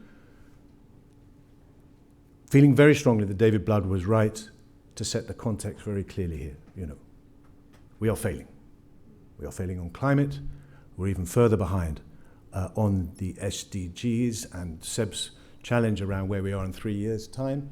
We'll be playing catch-up, and I think we will be confronting the reality that we have not done enough to change systems. And our view at GSG is that arguably the most important system in our economy is the system that takes decisions on where we allocate our resources. And we know, and you know, that that system, like most systems, is full of inertia and difficult to shift. But the circumstances and the context are going one way, with increasing pressure and importance to this change. And I think the politicians and the class that I was part of for many years will increasingly recognize this, because the funding gaps are extreme, and the fundamental reality is there will never be enough public money. And therefore the political class will be increasingly interested in what they have to do to mobilize more private capital. And if you doubt that, the British government, when they had the G7 presidency, asked us at GSG to set up a task force to look at exactly this question. How do we increase the volume and effectiveness of private capital looking to make a positive impact on the climate goals and the SDGs? And part of our theory of change, through a working group led by Douglas Peterson, the CEO of S&P Global, was to set out a roadmap for impact transparency, because we felt impact transparency was a really important part of the theory of change. Transparency is a nice word. It's a comfortable word. Actually, I prefer the word accountability. And the roadmap we set out started with where the conversation is now, about the very necessary discussion around the development and deployment of hopefully harmonious standards of disclosure. And we're in that conversation and playing our part with the message that this can't be dominated by rich countries and big companies. We need to bring emerging economies and small businesses into that conversation. That's where the conversation is now. But Ronnie and others, and we've supported it in this community, said the context requires us to look further down the road and get faster to the ultimate destination, which is a world in which companies account, I would say, and governments as well, account for their impact in a meaningful way. And that goes beyond where the conversation is now. It's about putting a monetary value on impact and building it into financial statements so that climate is on the balance sheet, nature is on the balance sheet, because that's what moves us. Whether we like it or not, that's the world we're in, and that's the direction we're moving at. And this is enormously disruptive, because this is about a world in which those taking investment decisions, whether they're in government, or investment committees, institutions, or in boardrooms, are increasingly accountable for their impact. And with that is an enormous transfer of power. And we shouldn't underestimate that. And I think this is coming, which is why we're incredibly proud to support this work. But what next? We've all been in situations where we all probably work in organizations that collect data, full of data, inboxes full of data, information overloaded everywhere. The challenge now is how to make people understand that this information, these methodologies are useful, relevant, and important, and are understood. And I think that is a role where GSG Impact, the organization that I'm very, very proud to chair, and the Impact Task Force that we set up, can play an extremely important role. We're doing it at the moment with where the debate is now, because we're helping countries around the world and our stakeholders around the world understand what disclosure means, understand what the ISSB is going on about. And we found that we can add enormous value in that respect. And we want to do, and it's Seb who will lead this work for us, to do the same in relation to impact accounting and understanding how these methodologies can be used. And you all know, because many of you are change makers, you know, you have to build the coalitions of the ambitious, the coalitions of the brave. And that's what we'll be doing, country by country across our network, 44 countries in our network, ecosystems in each country, working together to break down the silos, to help facilitate that conversation about what is needed to allow the capital to flow into areas where it's most needed to have a positive impact and make an impact on the SDGs and the climate goals. And that's the contribution that we will make from now on, because it's all about implementation. It's all about people using it, taking it up, persuading the data platforms that this is increasingly a part of decision making in the investment world. That's our contribution, Ronnie, which we will continue to do. And I encourage you to think about what you're going to do next. Let me close. George touched a chord with everyone. We've all been Ronnied, and many of us have been Ronnied in different ways over the years. And I meant what I say. I think what is particularly important today is the peloton and the fact that this is now a movement, Ronnie, and many organizations now working together who see the importance of this. But we should just take a moment to salute you, Ronnie. I'm British, and there's a very famous sitcom in the UK called Yes Minister. It was written as a comedy, but is in fact a documentary. And there's a very, very famous scenes in there where the minister of the day, fired up with enormous enthusiasm for his, because in those days it was him, vision, or the big idea that he had, and he presented it to his civil servants, and then they would suck their teeth and say, "Oh, that's very brave, Minister." And the word brave was designed to inspire terror. And the bugle would retreat and the minister would move on. But people have been saying, "Oh, that's brave, Ronnie," for a long time. And when Ronnie hears that, he just, "Thank you," and just keeps going. Further, faster. And if you hadn't, Ronnie, many of us in this room wouldn't be here, joining you on this journey. But we wouldn't have achieved what we've achieved. And now be in a position, a packed room in Harvard Club, BT talking seriously about the next stage of changing one of the most important systems in our economic system, one that has to change if we're to move the money, which is what we all want to do. Ronnie, would you please join me in showing our respect and appreciation for the work that Ronnie has done.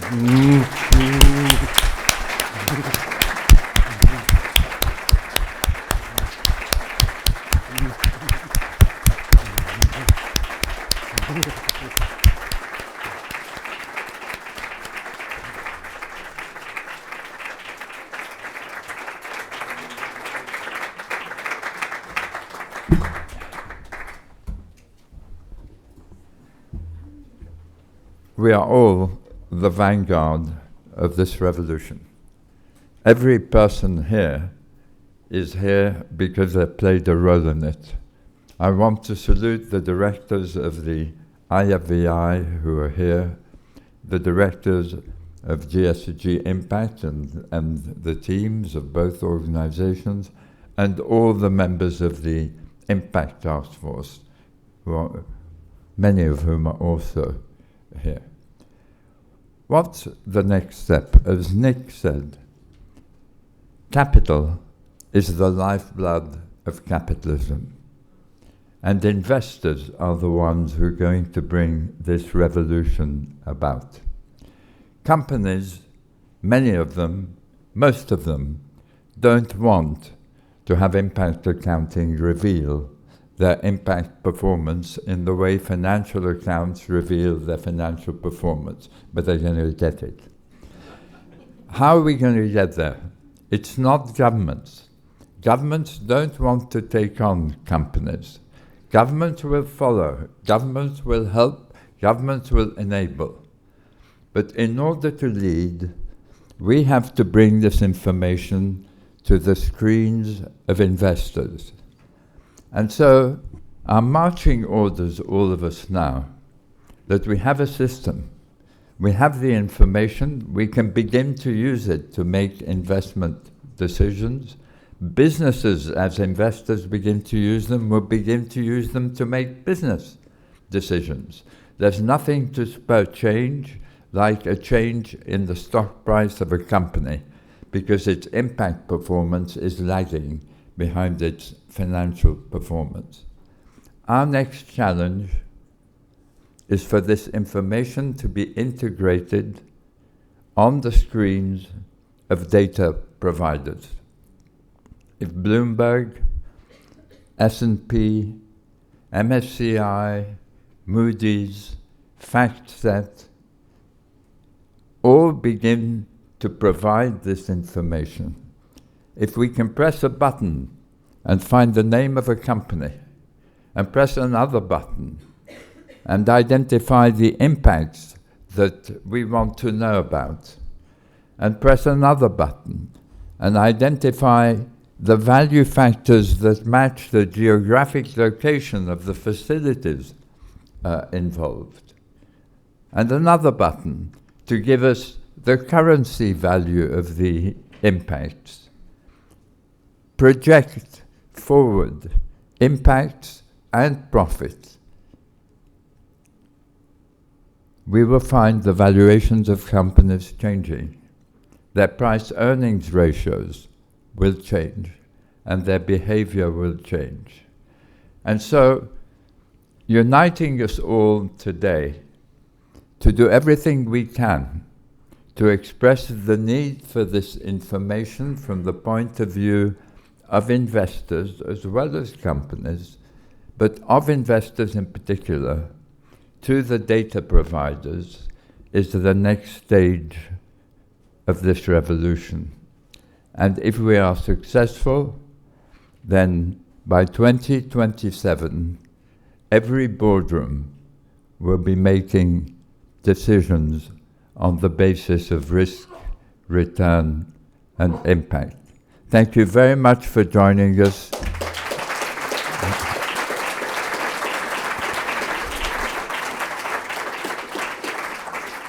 And thank you to the team which has so brilliantly put the event together.